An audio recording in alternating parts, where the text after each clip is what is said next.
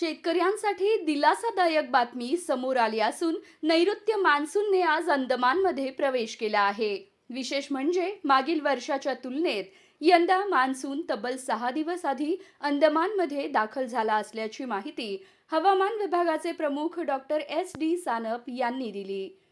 गेल्या 24 ते 48 तासांपासून अंदमान परिसरात सातत्याने पाऊस पडत असून मान्सूनचे वारे सक्रिय झाल्यामुळे मान्सूनचे आगमन झाले आहे.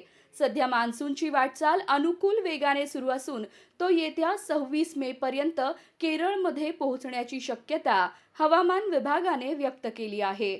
मान्सूनची हीच गती कायम राहिल्यास तो 5 जूनच्या आसपास महाराष्ट्रात दाखल होऊ शकतो असा अंदाजही व्यक्त करण्यात आला आहे.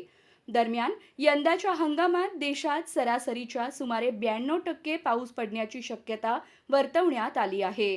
यावर्षी एल निनो प्रभाव सक्रिय होत असल्याने पावसाचे प्रमाण सरासरीपेक्षा सुमारे 8% कमी राहू शकते असंही डॉक्टर सानप यांनी म्हटलं आहे.